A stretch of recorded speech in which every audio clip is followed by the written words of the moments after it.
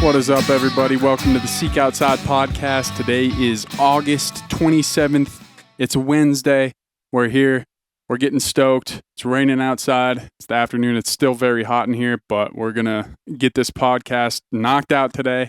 Get you guys some hopefully entertaining content for your road trips coming out west here, whatever trips you got going on. Hopefully we can provide some insight, and we got a fun one today. We have Justin Walker from the Alaska Professional Hunters Association. He's the executive director up there. He had a very interesting, scary accident, this last spring. So we're kind of going to talk about that. We're also going to cover some hunting rifle information. We were just out sighting the rifles in this weekend and giving the young buck of the office, Connor, a little lesson on hunting rifles. So an attempt at a lesson? An attempt, yeah. He's not very good at listening. Yeah. In one ear, out the other. Yep. That's for sure. As those youngins are. Yep. Me, a 25-year-old. Yeah. We all get that way, especially about our stuff. But yeah, thank you guys for listening today. We're going to dive into it. We got the DST drawing, and Owen, this is the last one. No. We got one more. Yeah, one more. One more chance to win a DST. Yep. But it's getting close. So thank you guys for participating. If you don't know already, if this is the first time you're tuning in, you can win a DST Tarp. It's super easy, especially now that a lot of these people have won already, our hardcore listeners. Yeah, we appreciate you guys. Chances are good. Basically, you just got to go to the YouTube channel, subscribe, drop a comment down below. You can comment up to 10 times, and every episode until, this one and then the next one, we give away a DST, random number generator, and if you're selected, you get a DST tarp. Just another warning for you guys, though. Unfortunately, the DST tarps don't ship out immediately. Yeah. There's a little bit of a lead time. A little out of stock right now, but So if we're you're working on it, we are. We're getting better. But probably not going to be able to have it for archery season, but rifle season, you got a later October hunt, November hunt. This is your time to get that DST tarp. Get that tarp in. Yep. So without further ado, let's get into it. Counted up the comments here. We got 27 comments. And so I'm going to put that into the random number generator and see who wins. So we got 4. So I'm going to count down here. 4. So, that's an easy number. It is. So we got the comment from One Giant Leap. Keep up the good work and good luck with the wildfires out there. Crossing fingers for rain. You won. Hit us up, podcast@seekoutside.com or info@seekoutside.com, and we'll get a DST sent over your way. Got lots of good comments. This video here, we just dropped the Lookout Sit and Saddle. Yep. And there was a lot of positive feedback, which was great to see. Yep. If you guys are interested in that, go check out the YouTube page for a detailed analysis and setup instructions there. We also had the last podcast, we kind of went in deep on that one. So talk through it a little bit. Yep. So check it out. Other than that, we've been dropping some hints, some sneak peeks at some new products that are going to be probably coming this winter. Yeah. Make sure you check that out. I don't know. Is there any other shop news that we can cover right here? Not really. We're stoked to be getting out in the woods. I know. Yep. The time is here. Miserably hot in here.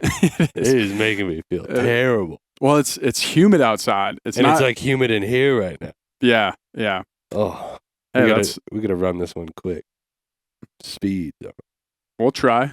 We'll see what we can do. No, hey, just focus. This is part of the mental. Take a deep breath. Dive in, man. Yeah. It's part of it's being in the chamber, the heat chamber. Yeah. Sauna, getting you ready. Just think about, yeah, exactly. It's like sauna, and then we go outside. It's a cold plunge. Yeah. We're shocking the system. Yeah. 85-degree cold plunge. Yeah. Really going raw. from 95 to 85. Yeah. Well, on that note, let's get on. We're going to talk some rifle stuff, hit happy hour, got some fun stories this week, and then get on to the interview. Welcome to the Seek Outside podcast.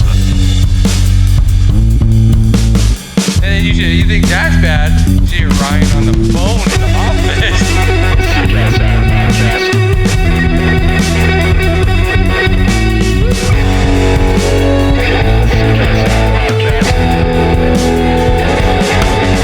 Some people are just wired that way. My friends, thank you for Dude. thank you for turning in. Why can't I say it right now? Wow. This is insane. I'm just going to have to switch it up. My friends, thanks for joining us on the Seek Outside There we podcast. I don't know why I can't say tuning in that. Maybe it's just because I've been shooting my bow a lot and, tuning is associated with that. I don't know. Can't tune in. Yeah, I got to lock in here. But no, thank you guys for joining us. Owen, Hello. I know it's hot in here. It's We're going hot. to get through it. It Don't do be worry. warm. I'm not very good with the heat. Yeah, I can tell. I can get tell. fidgety. I want Freaking out. to leave. I hate being hot. Just take a deep breath. man. Pants. I'm usually in shorts. Yeah, Rough. that is tough. Yeah. Just pop the top off, man. Pop it. Everybody would love to see that. My physique is perfect, right? Yeah, Yeah. yeah. It's part of dialing it in. Yeah. This is you're burning calories right now. Right now. Sweating. It's the sauna. It's like you said. But no, we so this segment here we're gonna take some time to talk about rifle selection. So Yeah. I would say that Owen, you're definitely a lot more of a gun nerd than I am. In no way, we're not necessarily experts. Yeah. I think we've both shot a good amount of guns, you more so than I. But what kind of brought this along was our office mate, Connor. He was, he's got like a private land only tag up in Wyoming right now. And so he went out, he has a 338 as kind of like his main elk hunting rifle. And he took it out like a week and a half ago, right before the start of the season. Yeah. Took it out and was throwing, Flinching. foot and a half Yeah. groups. Yeah. Giant group. Yep. And we've always given him crap because he's the kind of guy, he doesn't have a ton of experience in big game hunting. He just started not too long ago. So, but he's the kind of guy that's like, oh, I don't want to, I got to shoot a 338 to be able to kill an elk.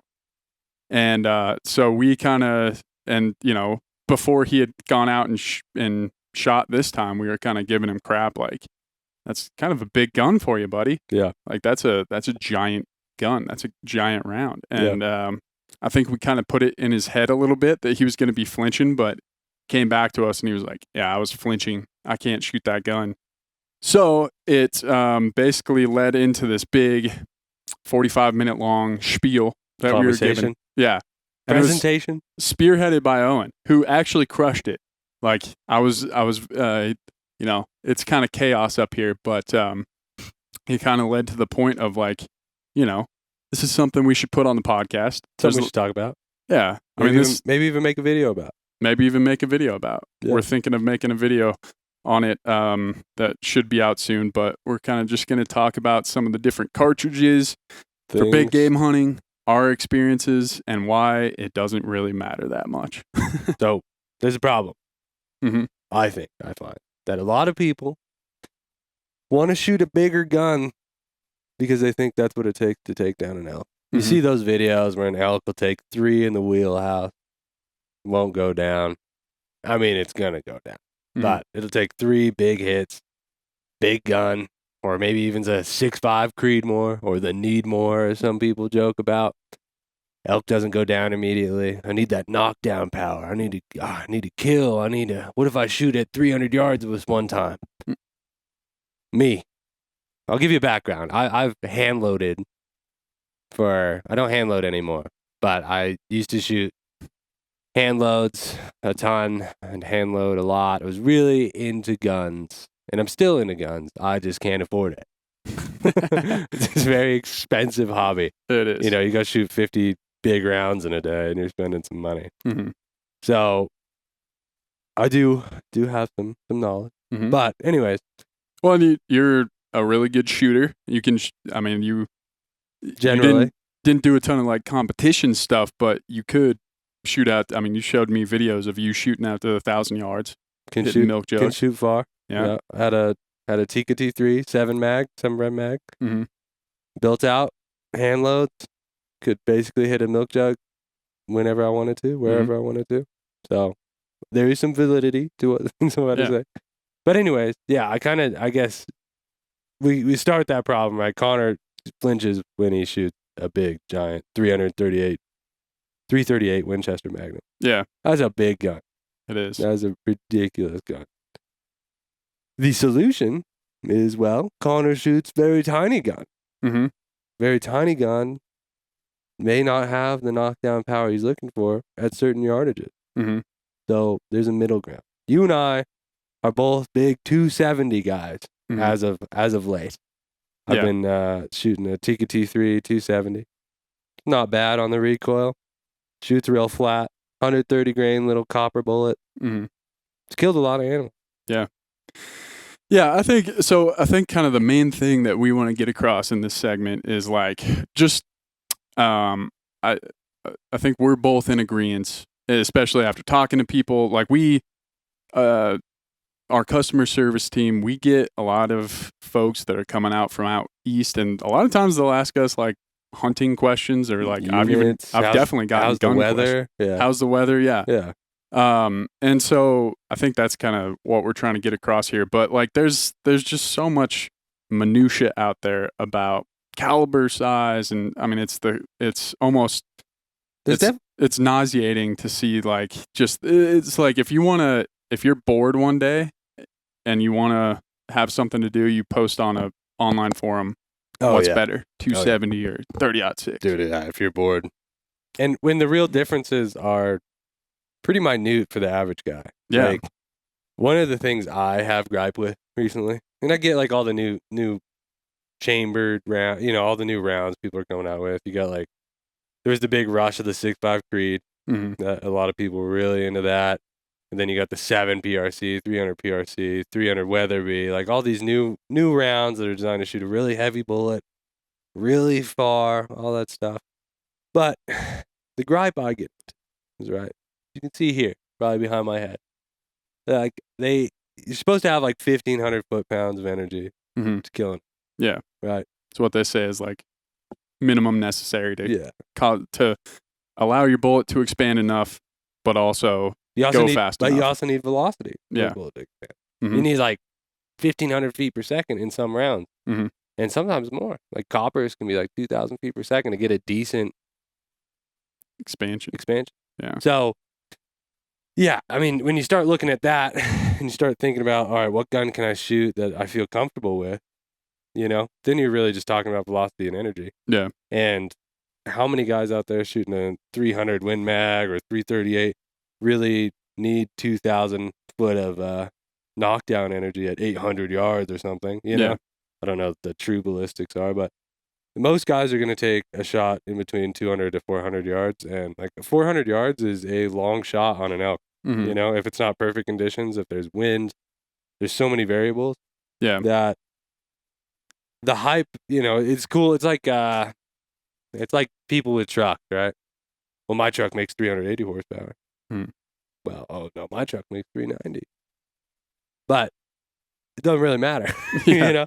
Like trucks still get a tow. If my truck can't tow 500 pounds as much as yours can, Mm-hmm.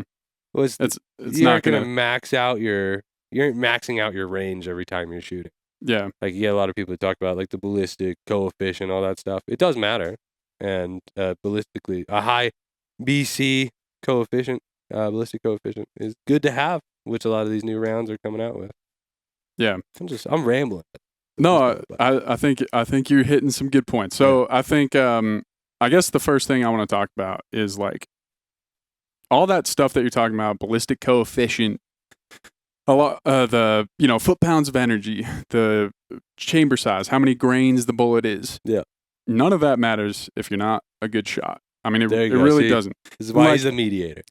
So like you'll watch YouTube videos and there will be an elk that survives 3, like, especially elk, right? They're so tough. I mean, They're so tough.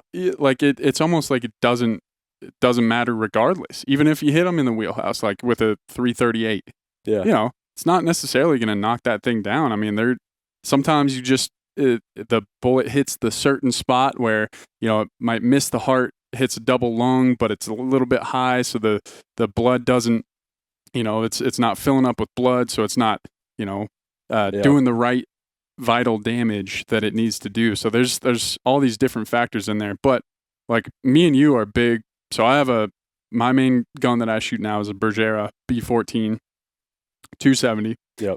You just got a Browning that you're still shooting, but you'd been shooting the Tika T3 for a long time, Yep. 270. 270. Both of those guns are very, like, I think the common thread there, why a lot of people like them, is they do have a little bit lighter trigger out of the box than like some of these other guns. Yep. I think that light trigger is, especially if you're going to be shooting a big round like a 300, something like that, where, because I mean, like you can have a silencer on it, you can have a muzzle brake on it. These big guns reduces the recoil. There's still like an aspect like of not fear, but it's just your body's natural reaction to a big, loud explosion happening in your face. Yeah.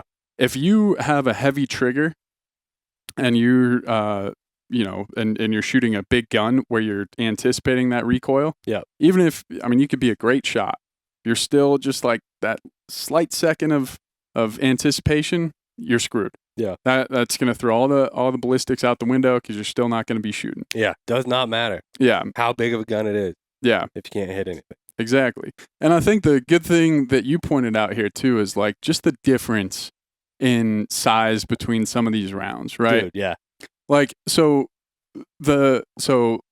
like you talk about like a 300 Win Mag, right? One of the common bullet sizes, big guns, is like 180 grains, right? Yep. I'd say with a 270, you're looking at probably 140, 150, maybe 150 is a little heavy. 150, yeah. Yeah. And I don't even think they make anything bigger than 150 for 270s, but you're talking about 40 grains. You know what a grain is? No. It's an ancient form of measurement. It's literally the equivalent to a grain of barley. Really? That's the difference. So you're looking at like 40 grains of barley. But you probably can't even really, truly feel too much in your hand. Probably not. I don't know that, but I'm just guessing. I mean, if you pick up a 300 Win Mag round and you pick up a 270 round and you feel them, right? There's definitely a difference. Like the actual bullet, obviously, like the rounds and stuff are way different with the powder charges and everything. But yeah, they feel like a little bit more because of how dense they are, right? Like you feel that weight a little bit more, but it's not that much weight of a difference. It's not. We talked like in between a 7mm, which is a .284 or it's a 284, and then a 270 is a 277. It's a .007 of an inch. Yeah. In size diameter. But a lot of guys will tell you that, example, Connor, was like, I want to get a 7 mag because it's like that's a much bigger gun. Mm-hmm. Velocities and stuff are different, but like as far as like the grain that you're going to shoot with a 7mm, you're going to shoot a 165, 270, you're going to shoot a 150, and there's .007 thousandth of an inch in difference in bullet diameter. Yeah. In that case, you're way better off shooting a gun that you're more confident in. Like let's say you can shoot that 270 better, like we talked about flinch. Yeah. And missing out on that very marginal gain or loss. You know? You're way better off shooting that if you can shoot it well and putting it. If you can put it .007 inches closer to the vitals, you're better off shooting the 270. Yeah. You know? Yeah. Or shooting the smaller gun. You Yeah. know? So, Yeah, I mean, I think the main point here is like if you're a good shot, and here's the thing, like if you're like, I feel like this is such a common thing with like just buying gear, and I do it too. I do this 100%. yeah. Like you look at a piece of gear and you're like, well, okay, if I am in this specific situation, like for rifles, right? Well, if I'm in Idaho bear hunting and I see a bear that's 650 yards away, I want to be able to kill that thing. And it's Tap like, out, yeah. it's like, okay, are you a good enough shot to be able to do that? Are you going to shoot your rifle enough to be confident in that? Which I'm just going to be honest, most people don't. I don't. Yeah. I take my rifle at like if you're consistently shooting throughout the year, which if you are, you're probably not listening to us because you probably know more about this than us. But if you're not shooting if you take it out, like we did this year, right? Yeah. We got 2 months until our mule deer hunt. Taking it out, we're gonna probably shoot 3 or 4 times before the hunt. Yeah. You're probably not going to be in a good enough spot to be able to consistently poke 700-800 yards, unless you've been unless you went through a period like where you were dialed, you were shooting a lot, and you kind of have that process down. It's like shooting a bow, right? I mean, you gotta practice. There's a process, and especially the distances that far, you have to be good. Even when I was shooting 1,000 yards, I was at like the furthest I would tap out on an animal, like an elk, would be like 550. Yeah. Just because there's too many variables. Once you get past that, to reliably be like, I'm confident that I can take. Yeah. Yeah. Now, I don't really poke out past 400. Yeah. So, because that's another thing. Like, there's just so many dang variables. Especially if you're winds can be 2 different ways across that many yards. Exactly. Shooting across a canyon, there's updrift, downdrafts, winds. Yep. Yeah, there's so much going on that can make you, if you already took a bad shot, it does not take much to be just a little bit more off to the point where you're going to be tracking a wounded animal for a day or 2. Yeah, yeah. Because that's the thing. Like, that was another thing that we were telling Connor. Like, okay, so if you're shooting 400 yards, and you flinch just a little bit, at 100 yards, maybe that's an inch. But that means that 4 inches. If you move your gun up just tiny bit, tiny bit more, could be off 8 inches. Yeah. You factor in wind, then all of a sudden you're hitting backstrap or you're hitting, the back leg or something like that, which that's the worst case scenario. And if you are in doubt at all that you can make that shot into the wheelhouse, don't take it. Yeah. So I think, that's our little soapbox moment, just because I think, we definitely do get people asking, talking hunting and guns and stuff like that. And, the best gun is the gun you shoot well. That's it. You know what the best caliber is? The whatever's in the gun that you shoot well. Like, exactly. Yeah. As long as it's a legal load, like it's 243, right? Is the minimum. Yep.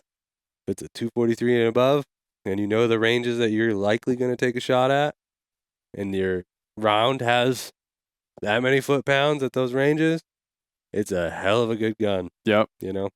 That's there's an old quote about that has, I'm probably gonna butcher it, but it's like always be weary of the man that has one rifle, and discount the man that something like that, has one rifle, knows how to shoot it, versus the guy that had multiple rifles and didn't know which one he was going to get. And the quote that I read was from some mountain man book that I was reading. So they were having caliber debates even back then. It's still going to go on. It'll go on forever. It will. That's the beauty about caliber debate. Nobody will ever convince you. Yeah. 30-06 versus 270. Yeah. What round are you going to take? Let us know down in the comments. Yeah. What's your favorite round? What's your favorite round? Do you hand load? And be a dick about it. Yeah. Just destroy everybody else. Say that they're not a man if they don't shoot above a 338 Lapua. Yeah, exactly. That being said, dude, I've shot quite a few animals in my lifetime with many different guns. like 708, 270, 7 mag, 30-06. Like, they all make about the same hole. Yeah. Like, they all kill. Yeah. So, Yeah. even 6.5, yeah, I've shot a deer with a 6.5. Still made a pretty big hole. Yeah. People kill moose with 243s up in Alaska. Like that You tell used me- to be one of the big trapper guns up there. It's A like they 243? take a 243. Yeah. You tell me what hurts more, a 243 or a 7 mag? Which, Gonna be the exact same. yeah. Yeah. Gonna fucking suck. Gonna mess you up. Yeah. That's for sure. Yeah. Well, hopefully you guys, hopefully this helps anybody that might be in the debate. And, you know, we're just giving our 2 cents. In the debate, best calibers right now. Right now, I'm gonna go out. I'm gonna tell you the best mid-size caliber. I'm gonna get hurt. Somebody's gonna find me. Got your 308, 30-06, 270.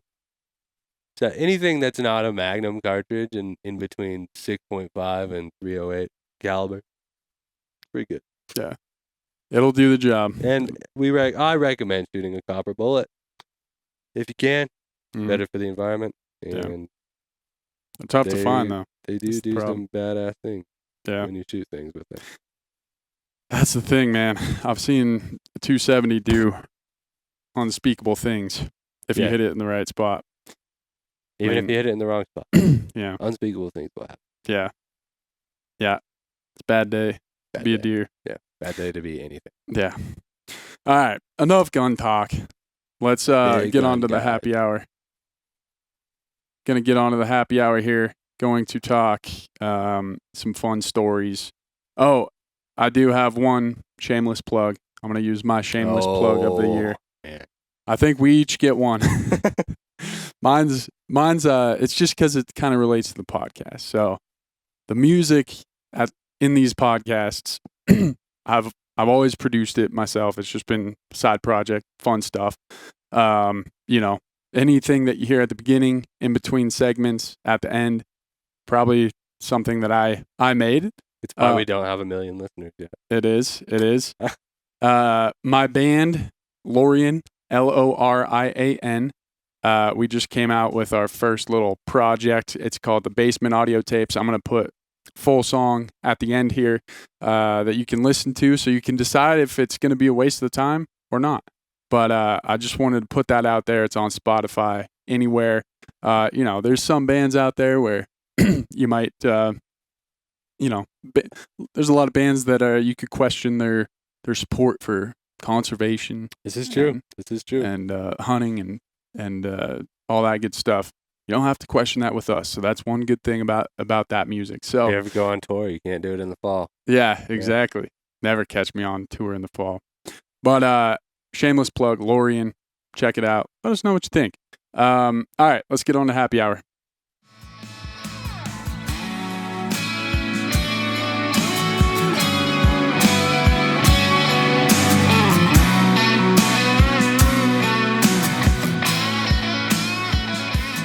Welcome to the Seek Outside Happy Hour, where we cover outrageous, off the beaten path outdoor stories that have to do with the outdoor world. Stuff that you're not going to see on the news probably, but you will see them on the news because that's where we get them. But, you know, we're just giving our takes on them. So.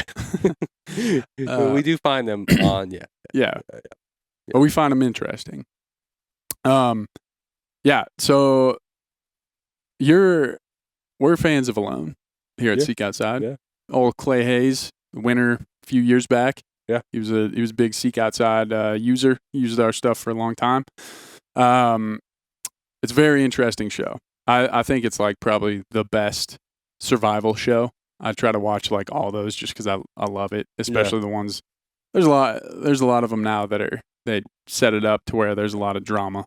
And you can tell they're not like actually out there. I mean, the classic is Bear Grylls, but Alone is actually really good. Like you can tell people like start going freaking crazy out there. And you know, they're actual bushcrafting. They get like 2 visits a week from the health staff and to swap out camera batteries. Other than that, they're completely alone. They're doing their thing. They're trying to stay out there the longest. They've typically done them like in the Arctic.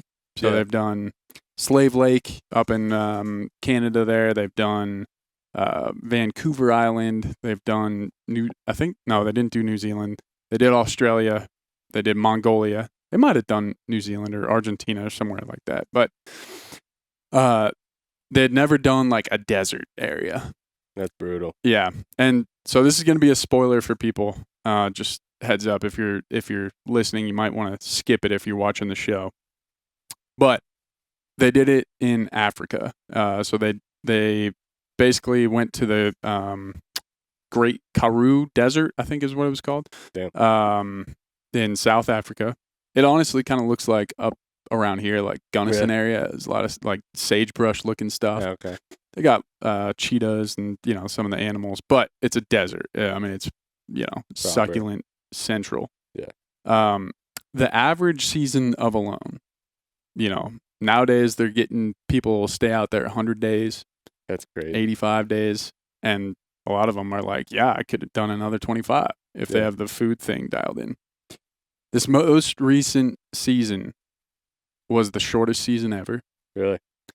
It lasted 34 days. Jeez. And like 4 people tapped out in the first like 4 days or something like that. Like insane amount of people. Like usually, I mean, the early seasons of Alone, they would get people that were like, it was kind of funny. The first season, you could tell that they kind of were scraping the bottom of the barrel for people, because there's like a couple of guys that like, heard one stick snap in the woods and they dipped out of there. All sketch. Yeah. But like as it's gone along, they get like serious outdoor like bushcrafting people. Yeah.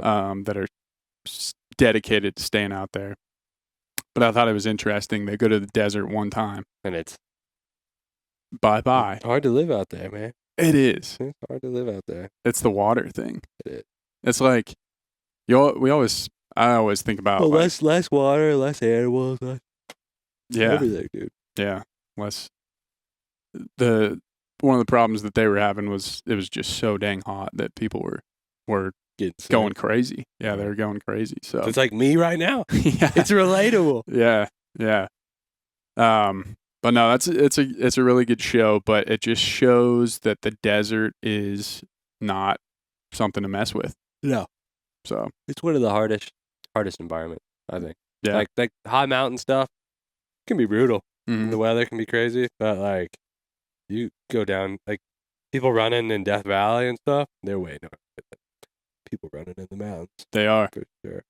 It's a different thing. And there's something about being in the desert that, like, especially if it's like flat and there's not a lot of stuff to look at, it's just very demoralizing when you're out there, Like I get that driving through like the Four Corners area, when it's just nothing. It's kind of, it's cool, it's beautiful, but it's also kind of depressing a little bit. Yeah. So this other story that I have from outside online is the company Bare Naked is partnering with like Gaia GPS, kind of like the hiking version of Onyx. Yeah.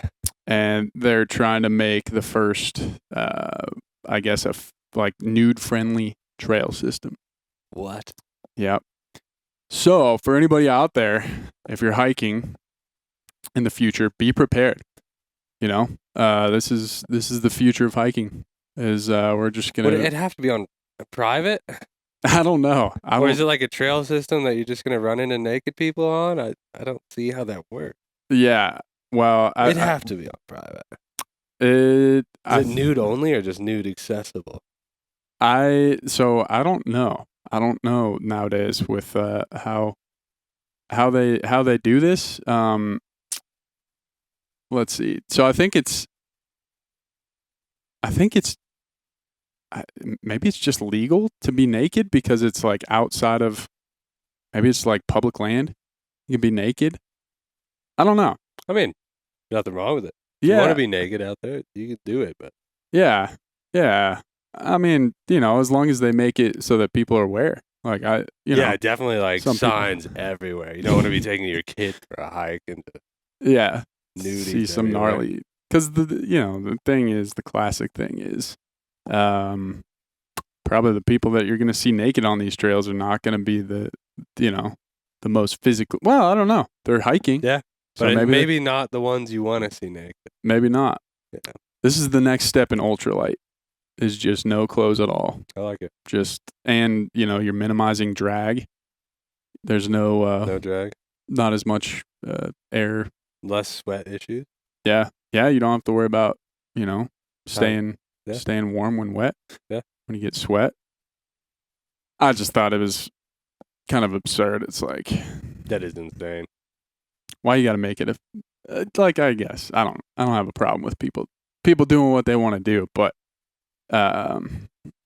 it seems like a publicity stunt to me a little bit, Yeah. 100%. trying to get Any press is good press. yeah.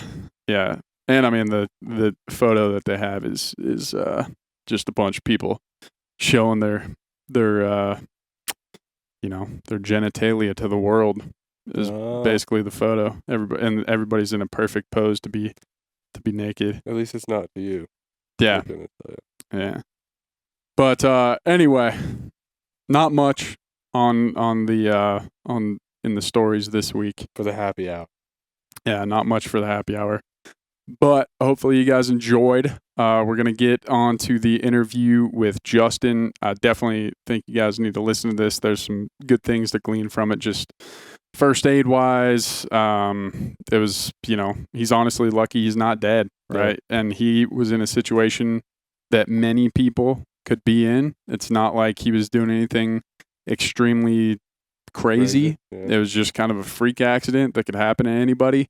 He was far away from, society and hospitals, and he had some really good people around him that helped him. And I guess that's all I'll give you. I'll let you listen to the rest of the story here. But he's a real cool guy too. Like, he's the man. He's super cool dude. Yeah, he's our guy. Yeah. And Alaska Professional Hunters, check them out. They basically are on top of all the, if you ever want to go up there, whether it's hunting, fishing, or anything, I mean, they kind of handle all the litigation on behalf of the guides and outfitters up there. So, like, anytime you see some of these laws that are coming out, like, shutting caribou hunting down to non-subsistence hunters, they're on top of, like, trying to fight that. As long as it's responsible for, like, they're very biology based and stuff like that. Yeah. But go check them out, support them if you can. If not, enjoy, and we'll see you next time in September. Peace. Let's go. Mr. Justin Walker. What's going on? What is up, man? Just another day. Just another day. Yeah, dude. Yeah. Well, we're stoked to have you here on the Seek Outside podcast.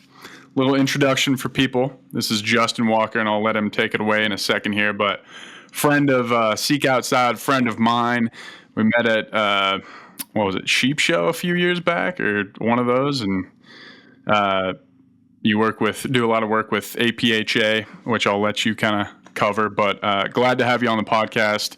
Wanted to jump in and get you on because you just had a crazy life experience that if you follow you on Instagram, you wouldn't even know about, that you almost died because a couple weeks later after you almost died and, you were thinking that you might never walk again, you went out and killed a Pope and Young black bear. So, I mean, it's like nothing ever happened. But Justin Walker, why don't you give a little introduction for the people, man? Yeah. Crazy turn of events. The last 3 months of my life have just been, absolutely unreal. But I'm extremely grateful. I'm just happy to be here. But yeah, I can get into the accident here in a little bit. But I've been working in the outdoor industry I'm going on my 15th year this year. I worked for a medical evacuation company called Global Rescue. I think that's probably the last year I was working for them is the year that you and I met. I've been working for APHA, or Alaska Professional Hunters Association, I'm going on my 4th year now. I ran their partnership program for 3 years, and then I've just been put in as the executive director of Alaska Professional Hunters Association. So I've been doing that. I run, a media agency called Rise Outdoor. That's our Instagram. and we basically build guns. Oh man, look at you! Had to wear it. Very, very cool, man. My partner Kurt, he just had these hats made. I'll have to get you one. They're super Oh, sick, man. really good Yep. looking. So, shout out to Curtis Carter. Go look him up. He's a big boy. He can throw weight around, and in my case, he can throw moose weight around. So we're going to the Yukon this fall, and hopefully he'll carry my stuff out for me because my leg doesn't work. Yeah, man. Well, it's good to have a friend like that. People who follow us on Instagram have probably seen him with the what was it, 190? Is that what that buck ended up being? Carrying that. Yeah, he shot a real nice Tennessee mule deer. It was a last Tennessee fall. buck. Yeah. That's right. It was Tennessee. I think he went 186, but that deer was just a cool deer to chase. We have a good time. I love mule deer. They're my number one. Just the animal that I like to pursue. I like to find him early and chase him all season if I can. And a lot of times I eat tag soup, especially now. The big ones are hard to find. So, and I don't mind that. I'll eat tag soup. It's either, the one I want or bust. And I just love the whole pursuit. This year I'm looking at a few nice Tennessee bucks, and we'll get after it this year. I'm pretty excited. We start in a couple days, so I've been shooting my bow every day, dialed in. I just, like Ryan said, I just killed a really nice bear with my bow. Man, he was like a Twinkie. I got some footage of it. I'll have to put it out there. I haven't even compiled all that stuff yet, but I've got me hitting him. I drilled him. He sat down eating some paste. I've never done a baited black bear hunt. This was up in Canada, Saskatchewan. So I've never done a baited hunt. And this bear came in and literally just turned his ass towards me, sat down, and he sat there for like 20 minutes, and I'm pulling back, getting ready, thinking, oh man, I'm gonna smoke this thing as soon as he gets up. And I'm not kidding. Like, my heart was just pumping out of my chest because, usually if I'm hunting deer like that, I'm sitting on them for hours, and so I get to, calm myself down. But 20 minutes, and I knew this bear was big. He was just a big old Twinkie, and he kind of quartered away from me enough to where I just slipped one in there, and he went 60 yards. So I was happy about that. That's awesome. Yeah, man. So just real quick, I want to kind of cover some of the APHA stuff. Right now when this is releasing, it's probably late August or September. A lot of guys are going out to Alaska. You're going to be going to Alaska in a few weeks here. I should say you're not going to Alaska anymore. You were going to, but now you're going to the Yukon. But a lot of people, this is the right time where people are just getting back and thinking about the awesome experience that they had there. APHA, you guys deal primarily with the more legislative side of that, and you guys represent the guides and outfitters up there and kind of try to fight for, I guess, out-of-state hunters, right, up there, and just hunting rights up there. Is that correct? Absolutely. So our organization is primarily built off of, we're a guide membership or guide organization. So Guides and Outfitters of Alaska, but our primary focus is, one, the rights for the guides, conservation, animal protection, herd rights. We want to make sure that the caribou herds are healthy, the moose herds are healthy, the sheep are healthy, which are, under attack right now. There's just a huge struggle there with winters.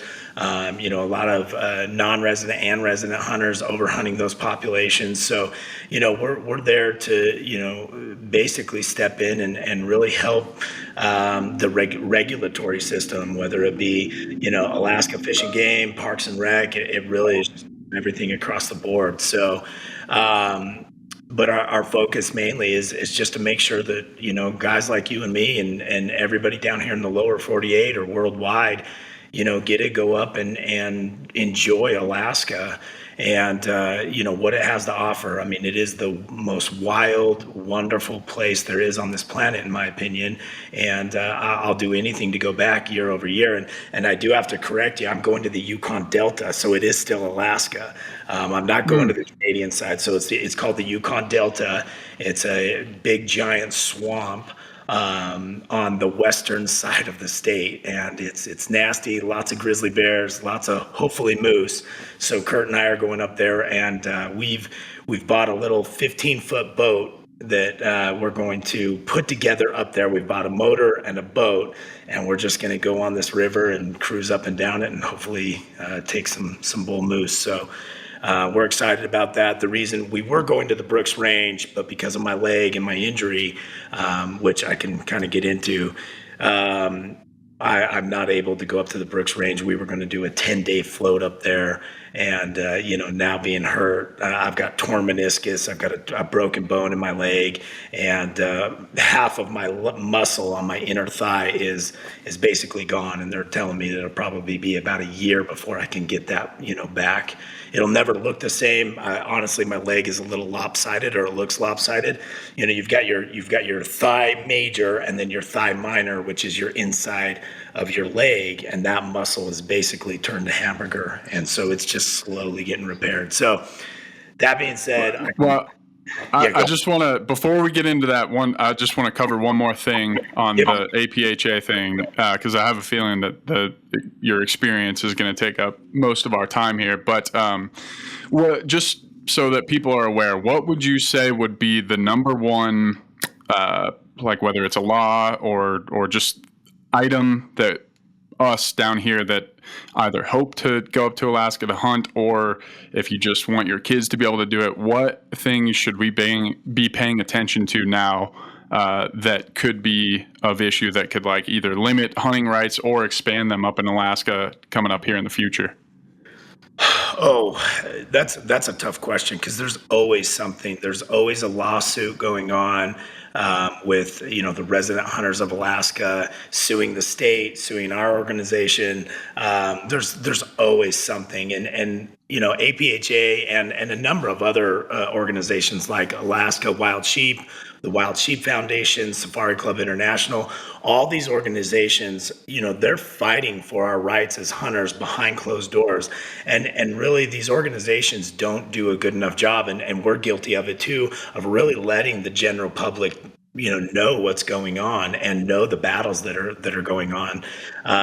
So they have meetings every spring. The regulatory committees do for the state of Alaska. Every state has them, and just getting involved that way. APHA, the way that we bring in revenue is we do a raffle every year. We raffle off a $35,000 dream hunt. It's $100 a ticket. We only sell 1,350 tickets. So, your odds are really good compared to a lot of these other raffles going on. I know it's $100. It's a little more, but it's a donation to our organization. And that's really how we generate and bring in revenue, that and grant and aid. And then we have a banquet every year in December. So, those are the ways that we generate revenue. And that all goes to, fighting the non-resident and guide fight that's going on a continuous basis, and whether it's anti-hunting groups or hunters versus hunters. And unfortunately, it's the day and age that we live in where we don't all agree, and we don't all see eye to eye in the way that the game is being managed and the lands are being managed. And so, whatever side you're on, you just have to look at the values of each organization and decide, which one suits you the best. I'm pro conservation, but that being said, that's a loose term, because there's a lot of organizations that are anti-hunting groups that are pro conservation. And so you really have to be careful and do your research in the background on some of these orgs, because they're really not pro hunter. And,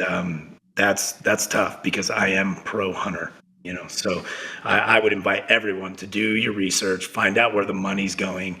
Our organization, no one's making, $500,000 a year and living in a penthouse and going on all these extravagant hunts. Anything that I'm doing, I'm putting together DIY, or hooking up with one of my guides and working it off. And that's how I get to go do a lot of these things that I do. And if you look at a lot of these other orgs, there's some pretty heavy pockets with these organizations. So, you just really have to be careful where you're putting your money. If you're donating, just make sure it's in the right pot, because you want to move the needle. The generation of hunting is going to change here in the next 10 years. I think right now the newer generation of hunting is starting to stand up, is being louder. We're a better voice than 10 years ago, 20 years ago, when we're conservatives. The majority of us are conservatives, and we're just we put our head down. We're the working man, and that's just the truth of it. And we don't want to get involved. We don't want the drama. You don't want to fight. But if we want to continue our heritage of hunting, we've really got to get after, some of these organizations and really find out where to donate our time, where to donate our money, our resources, things like that. So I think it's just important to be aware of what's going on throughout the state and specifically Alaska. I mean, a lot of people call it the last frontier for a reason. You can go up there and you can fly into a remote location and you won't see anyone. Last year I was charged by a sow grizzly bear, and the reason is her cub came right in within 30 yards and was so curious about us. She'd probably never seen a human being before, and you just don't get that down in the lower 48. You're on top of hunter on top of hunter, and so. It's just one of those places that's just so wild, and I just can't wait to go back. I want to go for the next 20 years of my life.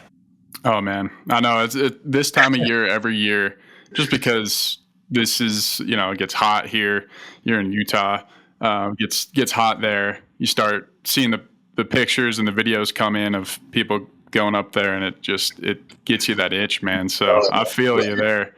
And I will say, I mean, I know that like Alaska, we've been to the banquet. We've talked with a lot of your guides, and it's actually kind of cool after we linked up with you guys and started working with you at APHA, just seeing the amount of guides that were kind of like already our customers that are a part of APHA, and these guys are just like, they're the most hardcore people. They're very passionate, and they're the best hunters in the world. I mean, that's like, and not just hunters, like survival, right? It's a whole different level up there. So props to those guys for coming in from, like when we went up to the banquet up there, it's like all these guys that have just basically, it was in December, and they'd been living the last 3 months in the woods, and they come into this banquet and they're all fancy and nice and stuff. Sorry, I got the pups barking, but anyway, love you guys. It's good stuff. Let me let my dog out real quick. You're good.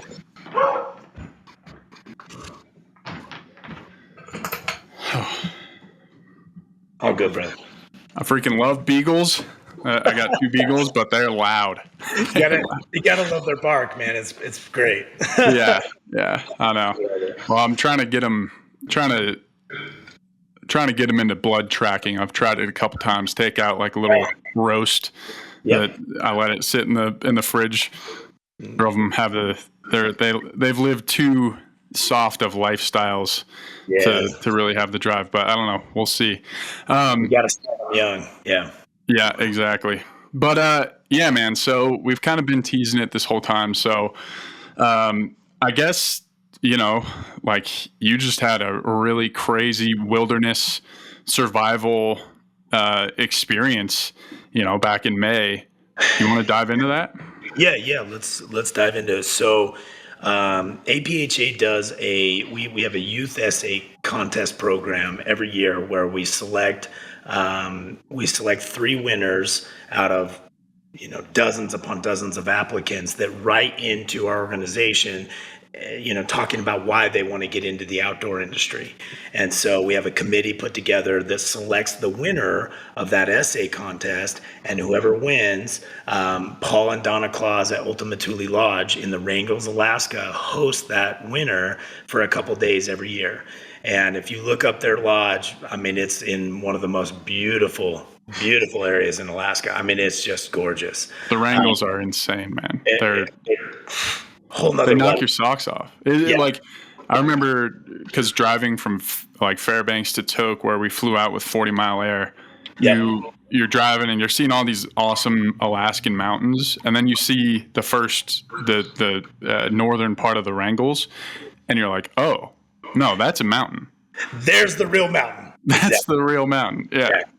So I was Paul and Donna invited me out to their lodge to host this youth essay contest winner, and so I went out there. I came out a few days early, and it was a great time. I mean, we're flying around, we're counting bison, we're looking at moose and sheep and mountain goats, and just flying and landing on glaciers. And I did a glacier plunge, for like 5 days straight. It was seriously the most wonderful experience of my life. I just loved it so much.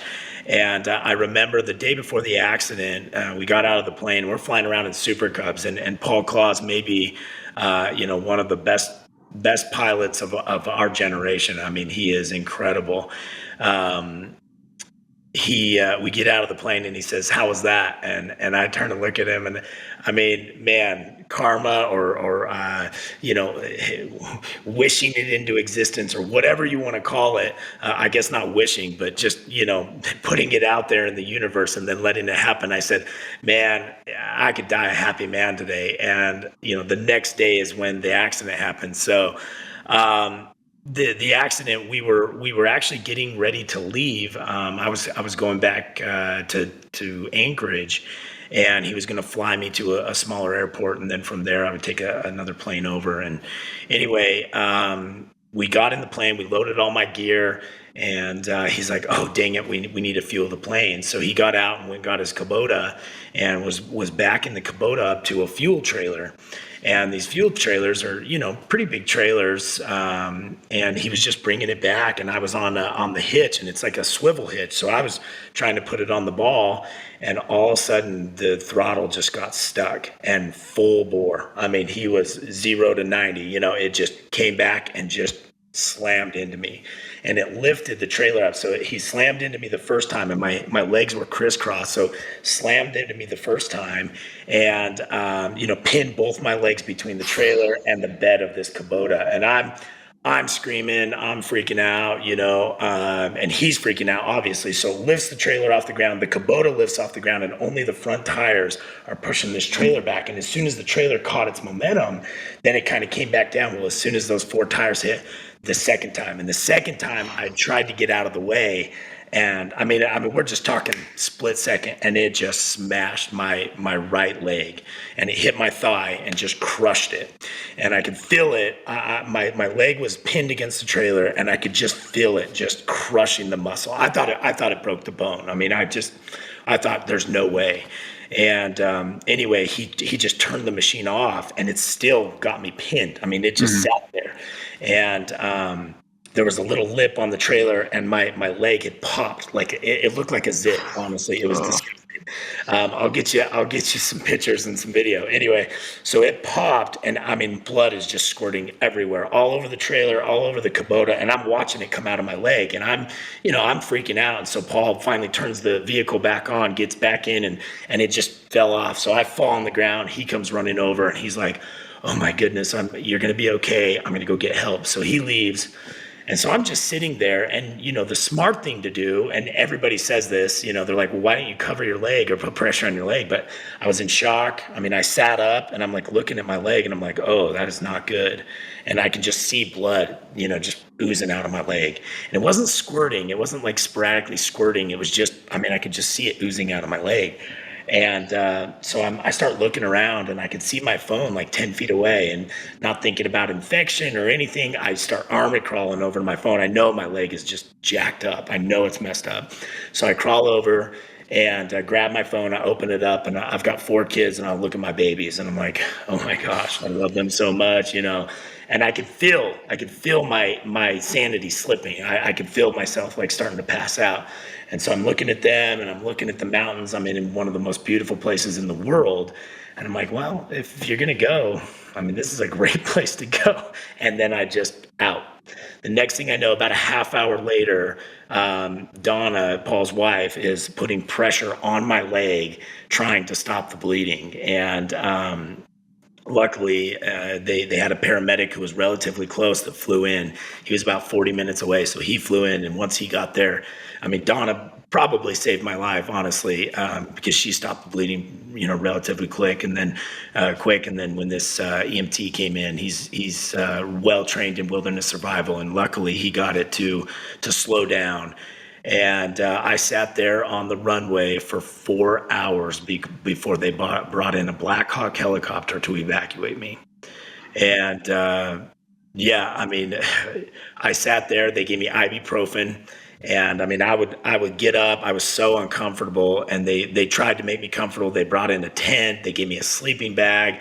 I mean, for 4 hours, when we sat there, there were several people that came in and held my hand and just were, Donna was just so encouraging. Paul was encouraging. Everybody was just there, and we just sat there. I mean, we just sat there, and, I would come in and out of consciousness, and I mean, I thought I was done. And when the paramedic got there, he even, he'd asked me how's my feeling in my feet.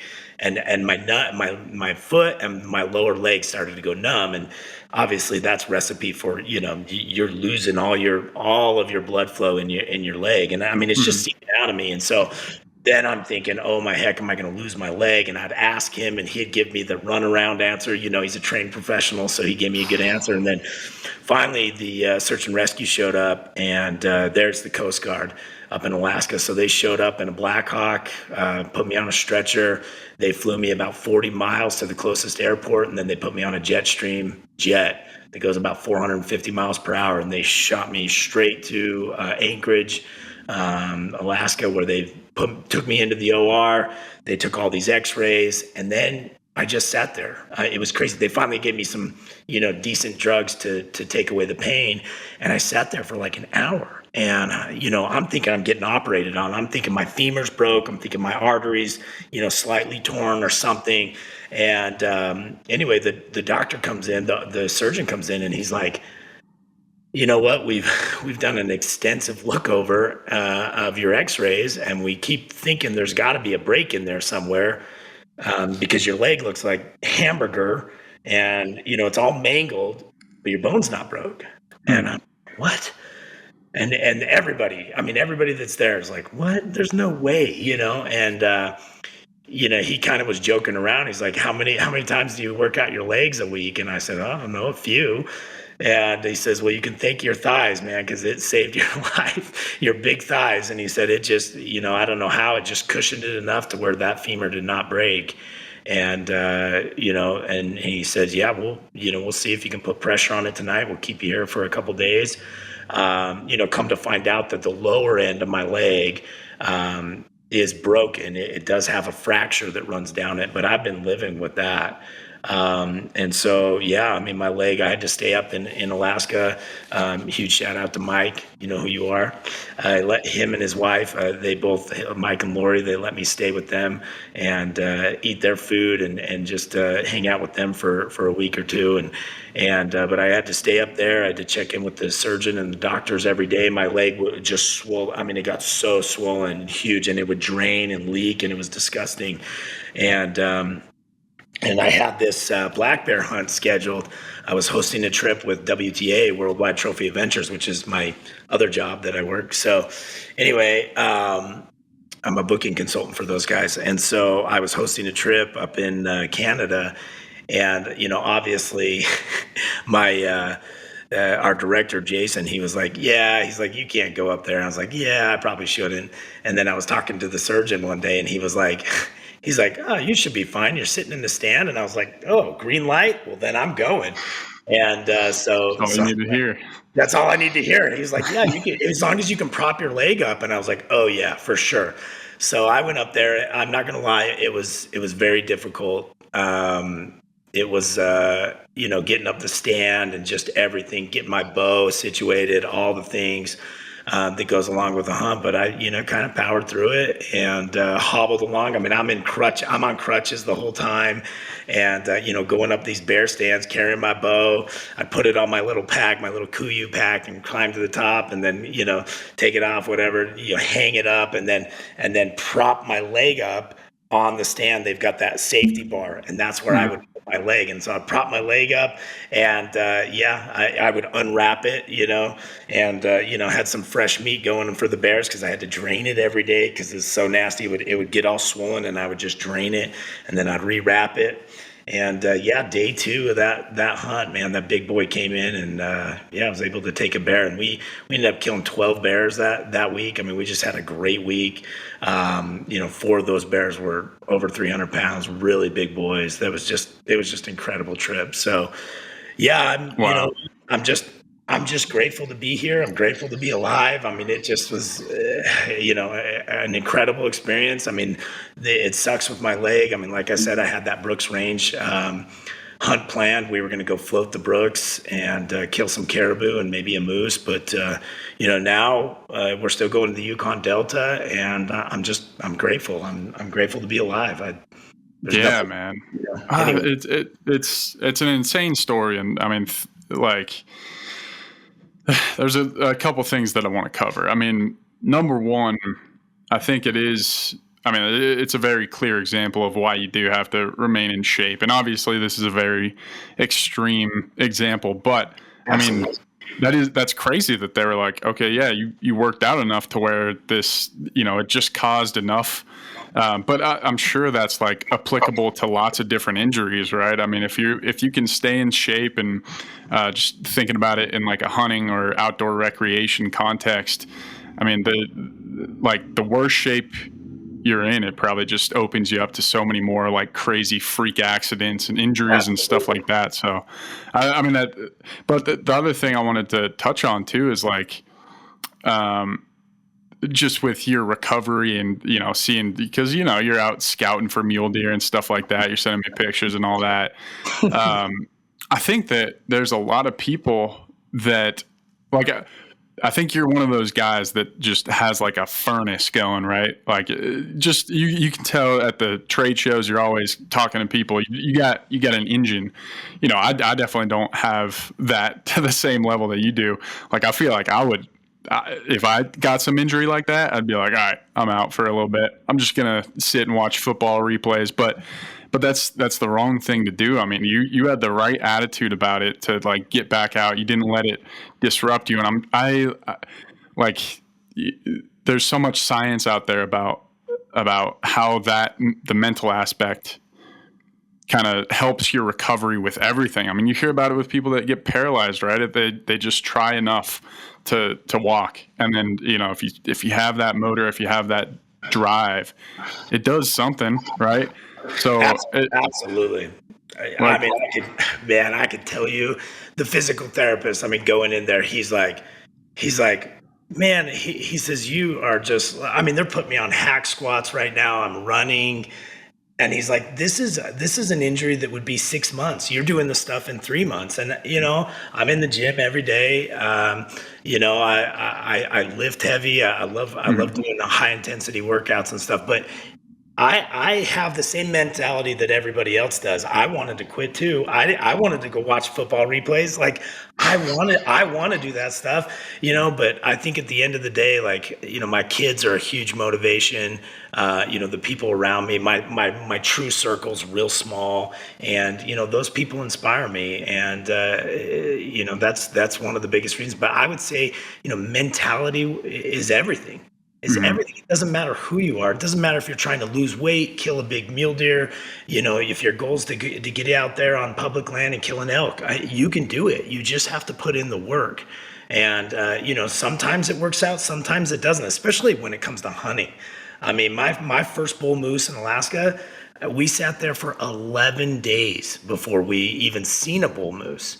I mean, we were going insane, and we were fighting off bears every day. I mean, that trip was just insane. And you just have to prepare yourself for some of that stuff. And it's easier said than done. I mean, you see a lot of these guys in the hunting industry, in the sports industry that do it, like you say, that come back from injuries because they're mentally tough and they figure it out. They may not come back the same. My leg will never be the same. I will never be able to back squat what I did, earlier this year or last year.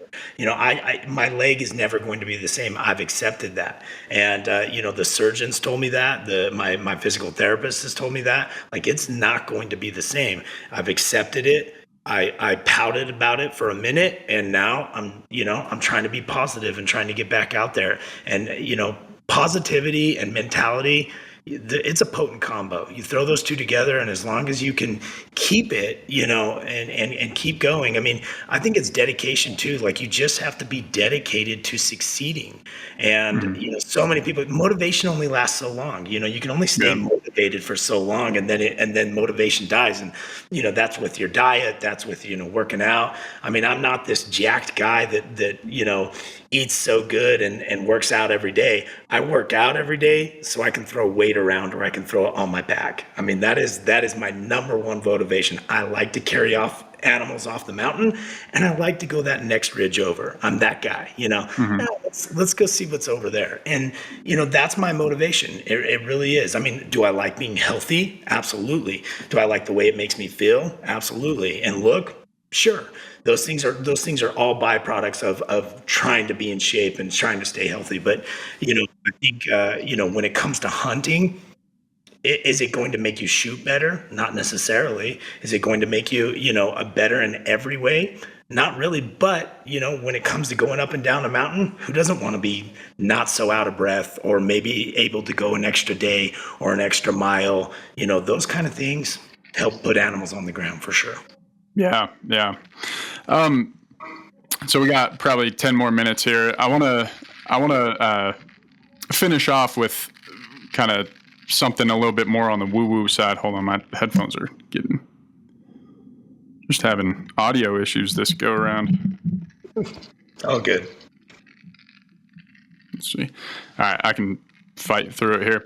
I can fight through some bad headphones if you got off the mountain with your leg broken. But I thought it was interesting that you brought up kind of like what your thoughts were the day before, and like specifically that instance of like if I die now, I'm a happy man.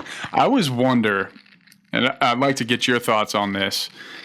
Is that because when you go through something traumatic like that, I wonder, is it that because you are able to think about things so much clearer because you have all these emotions that were firing at the time of around this traumatic thing, that you're able to remember situations like that?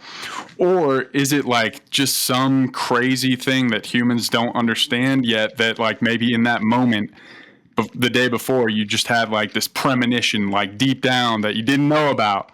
Right? I mean, what is that? Because lots of people talk about that. I've had that before, like where like something traumatic happens one day, and then you think back and you're like, man, I like had this weird feeling before that. Or even like good things happen, right? You kill an elk, and I feel like the times where I'm the most successful hunting is where you kind of have this mindset change and like this acceptance, right? It's crazy. Yep. Man, I mean, I don't want to pretend to be the philosophizer here, or we could debate mentality, philosophy, or just premonition, hoping and wishing for things into fruition. I mean, you could do a lot there, but it's crazy. I remember getting out of the plane after flying around, and I mean, Paul is one of the best pilots in the world. So he's like diving between glaciers. We landed on a glacier. I drank glacier water straight from the glacier. I mean, it was such an incredible experience. And I just remember, getting out of the plane and walking up to my room and just sitting there. And that night I'm watching Doll Sheep from the lodge and, videoing them and just, having a wonderful time. And, I remember thinking like, man, there's been so much good happening what's what's Yeah. going on? And I did. I thought about, it kind of played out in my mind, and I did the same thing that I did the day before. I woke up, me and the chef went down, and we jumped in the river, in the glacier water, did a cold plunge, came up, we, got things ready, packed up, got ready to go, and everything felt, I don't want to say it was off, but it just felt different. And then all of a sudden, and that's the thing. You don't know what's going to happen. Real quick, I think I've told you this story before, but I worked in Medivac for a long time, and we had a guy that was cutting up the bone line.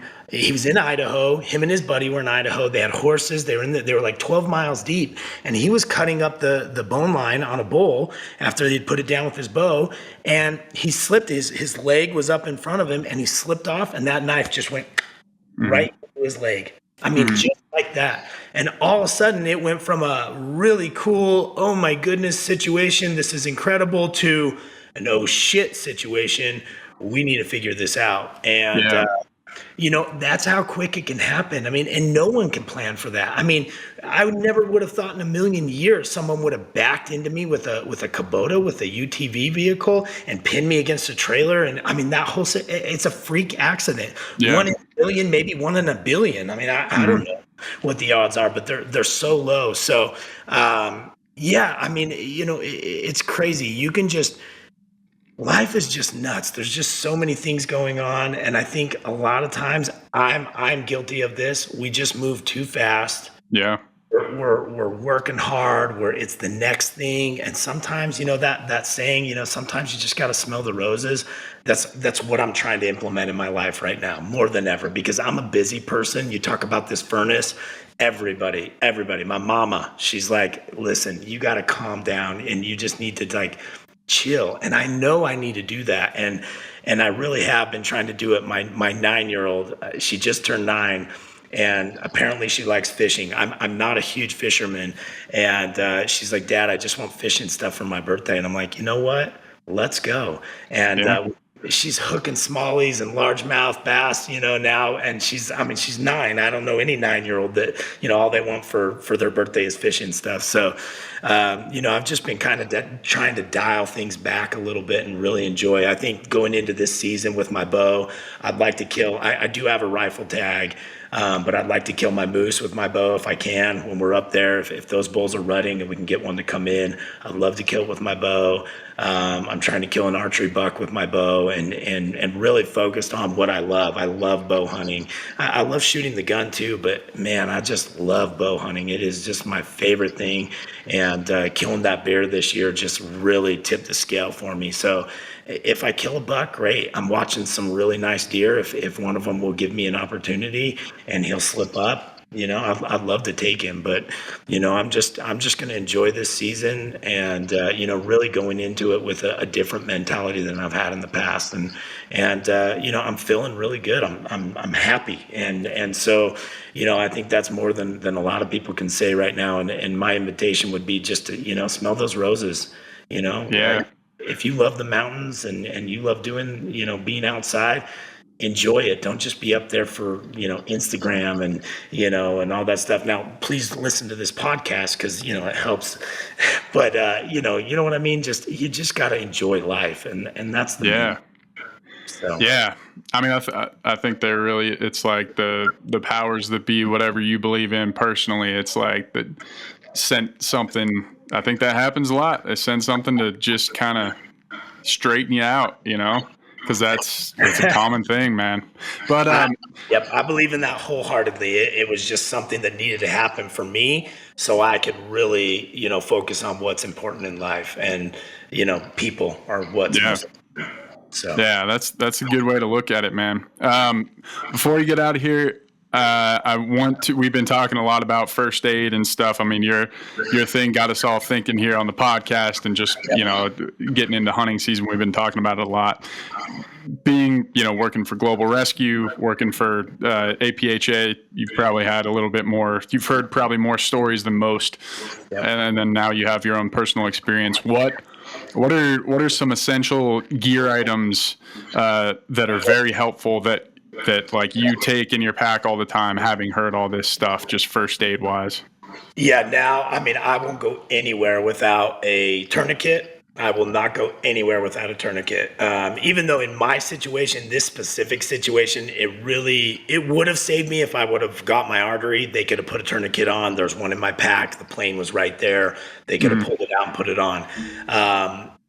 But because of my femur, it might have been broken. They were like, we don't know if we should put a tourniquet on it. And they said that several times. So once they assessed the situation, that wasn't squirting. But I would carry a tourniquet and some type of, pain reliever, something, ibuprofen, Tylenol, something. You could just fall and, break your toe. And if you're at 10,000 feet chasing elk, I mean, that could it could make or break you getting off the mountain. I mean, it could be so painful with a broken finger, toe, you cut your hand, whatever it is. So I would say ibuprofen, Tylenol.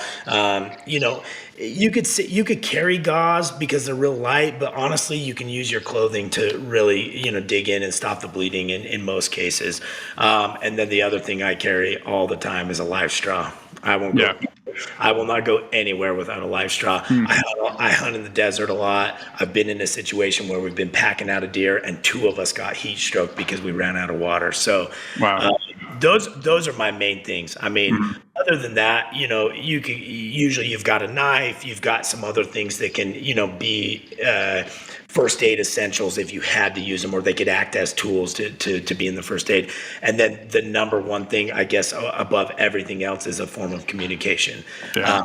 I myself am so guilty of going in the backcountry with no service and no form of communication.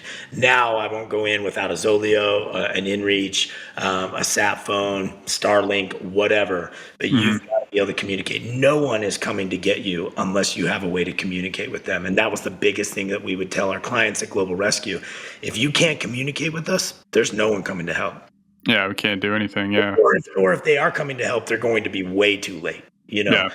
I think about like my scenario, perfect example. If they couldn't have called the Coast Guard, I'm dead. There's no way, over time. I mean, I didn't hit the artery, but it was a big enough puncture wound that I would have bled out. I think, what did they say? 20 ounces? 20 ounces of blood is what I lost. I mean, that's a 20 ounce bottle of Coke, Yeah, I mean, that's almost an Nalgene full. Exactly. So, yeah, those are some main things. But anyway. Oh man, well, that's good to hear, man. And I know Angie and the team at Seek Outside wanted me to pass along that we're stoked to see you out doing stuff and feeling better. So, and we wish you the best in recovery. We're very stoked that APHA does what you guys do, keeping our dreams alive. Of one of these days, I'm gonna get up there and do a muskox hunt. That's kind of that's one of the things for me, muskox. But I don't know. It would probably be with a bow. I just see I've just seen enough videos, and I really would just love a freaking muskox rug. Would be so cool. And I've shout out to Barry Whitehill. He's BHA guy up there, but we went to his house once and he cooked us up some muskox steak. It was, I mean, just like anything, right? If it's cooked right, it's delicious. But so that's one of my goals up there. But thanks to you guys. You guys, fight your hardest to keep that stuff alive for us. So we appreciate you, man. Awesome. Well, thanks for having me, Ryan. Appreciate it. Yeah, no problem. And have fun in the meeting there. Yeah.